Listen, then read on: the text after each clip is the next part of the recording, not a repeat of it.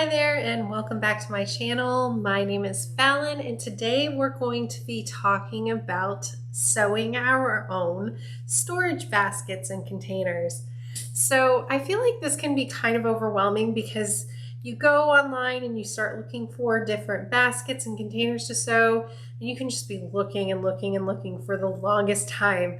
So I really like making my own, but sometimes I do get caught up in just looking at patterns, and that goes for when I'm looking for quilt patterns or really anything else. So I really like being able to look and see what other makers are making out of their fabric for organizing to get ideas. I think it's so helpful to actually see something being made and get people's opinions on the patterns and ideas on how to use those storage baskets, because sometimes I get so overwhelmed when I'm looking into making something that I'll just go buy some storage stuff. And if you remember, at the end of last year, we purchased a new house and I have a nice big sewing space that has tons of storage, but I haven't yet organized it.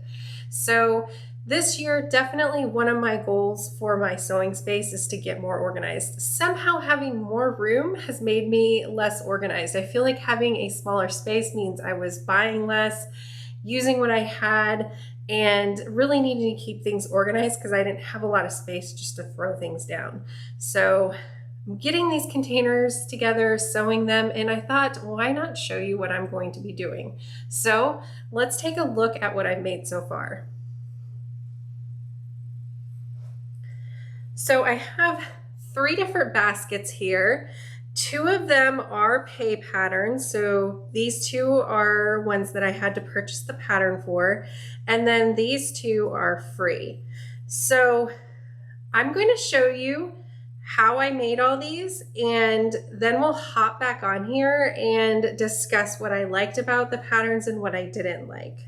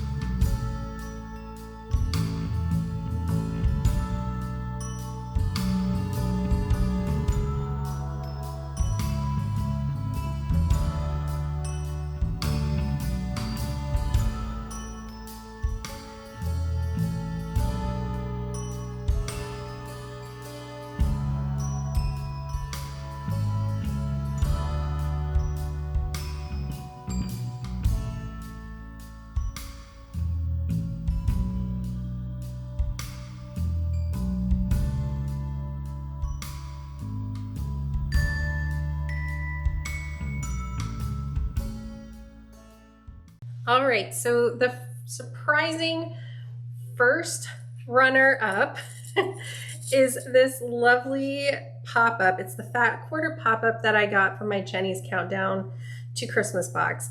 And I was really excited about this because it was a project, but when I opened up the booklet and started reading it, I thought it was so confusing.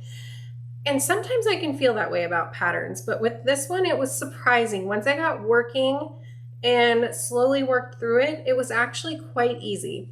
There are some points along the way where I kind of questioned what I was doing, but I just followed the pattern and it worked out quite well. So the things that I like about this is it only takes one fat quarter to make this lovely basket. And you're going to need thread and stuff like that, but really the only thing I had to add in here to make this was the fat quarter and thread. Everything else was included, the spring, the elastic, everything else. One thing that I don't like though is the cost for this. Once you get the pattern and everything, you can go back and just buy the spring and it's a little bit less, but honestly, it's not very cost effective if you're just wanting to use fabric to create your storage containers. You could honestly probably buy something. It wouldn't be the fabric you wanted or anything like that, but it does add up. This probably looks-wise was one of my top favorites in the storage baskets that I made because the spring really helps pull the fabric nice and tight. It's a nice sturdy basket. It doesn't feel like it's going to collapse or anything because of the spring. So I'm using this for all my clips. I have some cute mixture of clips here, my glitter clips from Lauren Mormino's site, and I have some of my bag making clips that are a little bit bigger that I stuck along the side, and because the basket's so sturdy, it's easy to keep those separate with this. I really enjoyed this one. I'll put a link in the description if you do want to look at it. I do believe it comes in different sizes. I know here it says one size for the spring, but I think it did come in some bigger and smaller ones. So I'll put a link to this one. I really did enjoy it. It comes together very nicely. It looks really good. I like that you can push it closed and you have the elastic to close it if you're not using it anymore. But I do think the price is kind of high when comparing to some of the other options out there.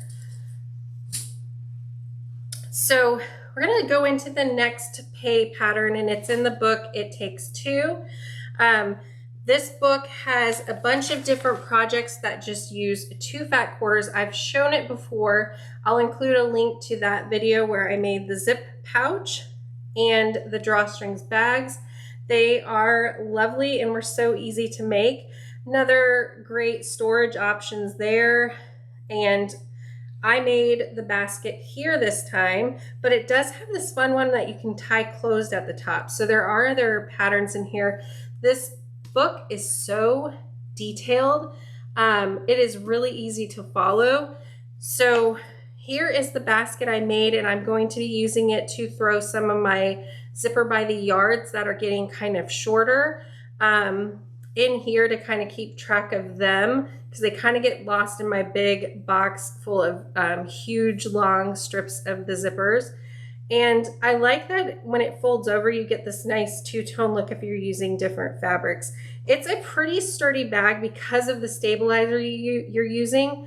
The only thing, you don't have a nice hook or anything on this one. If you are really familiar with adding on different items, you could probably easily do that. But it's a nice, easy sew. It came together really, really quickly. And I think when it comes to the ones that I've made, this one is probably the one that I'll make more of to use, because I could fold over down farther if I need kind of a smaller basket. I could keep it all the way upright if I need a taller one. I think this one is a lot more versatile for making different sized baskets that I may need. The one trouble I had was boxing the corners, because the way in the pattern it shows me how to do it, I really struggle doing that way. So I just kind of did it the way I am more comfortable. So when you see that in the video, just know that I kind of ended up giving up and just boxing it my own way. All right, so next up is the, let me see, it's the Faithwell storage bin, and this is from So Sweetness, and it is a free pattern on her site, so I will link that, as well as the book. I will link the It Takes Two book as well. So this is a free pattern on the So Sweetness site. I do love that it has a handle here, and what I'm using it for is my scrap fabrics. When I'm cutting and am done with a particular color, I end up kind of just tossing it somewhere and they're not all together. I have bigger storage bins for kind of organizing them out by color, but as I'm cutting, I don't always stop and go take them over there and separate them. They just kind of end up stacking up somewhere in my work area.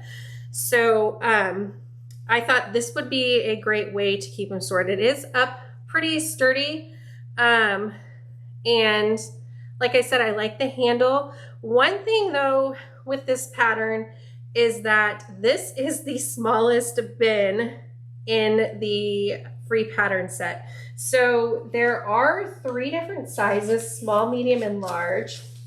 And just so you get an idea, the small is this one here, medium, and large. So I do kind of wish that there was a smaller size in the set, because I would probably make this one over this one if there were something smaller, just because you know, it's a free pattern. I like that it has the handle here, because I was kind of thinking maybe it would be nice to put some of those adhesive hooks along my cutting station and hook these on to kind of throw the different fabrics in, but I wouldn't really be able to fit too many of these because it's so large along the side. But having a few would be nice, because then I could throw in different colors and organize them, or if they were smaller, I'd be able to put scissors or pins in it instead of keeping them up on my workstation. So just something to consider, that this is the smallest one. Obviously, everybody's going to have more storage needs, so the bigger ones might be good for someone else. I did find the pattern pretty easy to follow. However, getting this handle in was a little bit tough. Just turning it and pressing it and getting it to lay kind of flat. Mine kind of bunched up. I probably should have snipped along the curve, and maybe it did say in the pattern and I didn't read it well enough to do that. But that kind of got some bunching, and then along the bottom curve, I got some bunching in a bunch of threads that I need to cut off. But so I really did enjoy this one though, and I'll put a link to this free pattern, and I believe she has a free video tutorial along with it, which would probably be really helpful, and I probably should have watched it. Sometimes though, I just want to get sewing. So here is an interesting little pattern that is from Sallie Tomato, and it is a free basket. I used some marine vinyl that I had left over on this one, and the only thing I'll say is that I wish it was a little sturdier. You can't just grab this up by one hand or anything like that, like you would thinking of like a wicker basket or something like that. What I'm going to use it for is patterns that I have in progress, projects that I'm working on to keep everything together. I probably could have used some heavy interfacing in here, like some Decoville or something like that, that would have kept it sturdy, but then you would have felt like needing to put a lining on, and kind of the purpose of this pattern is to keep it a little simple with leather, faux leather, or cork, or anything like that. For its purpose, I think it'll work fine because I can just hold it by both sides and carry it. So like I said, this is a free pattern from Sallie Tomato. And what I do really, really love about it is that it has a kind of a worksheet to make the basket the size that you're wanting. or neat. So you can make one a lot smaller than this, a lot bigger, with higher sides, with shorter sides, however you kind of want to do it. Do keep in mind that this pattern does have you use some rivets or something like that to hold these kind of flaps together at the end. I sewed mine on my industrial machine, but since you won't be going through too many layers, you probably could just sew it on your domestic machine pretty easily. If you don't have rivets or a rivet press or an easy way to do this, you probably could just put some stitching down along here if you can get through those layers to keep these tacked down, or just hand stitch it down a little bit if you have, you know, use a thimble definitely to get through all those layers or something. But just some ideas on how you could probably do it without rivets or a rivet press. So these are the 4 baskets I made. Let me know in the comments which one you think would work the best for you or liked. And I would also like to hear from you which storage containers or baskets you like the best, what pattern out there you like. I'd love to hear from you so I can try them out and get some more ideas on how I could get my sewing space organized, because that is one of my New Year goals. So thanks so much for watching, guys, and I'll see you next time. Bye.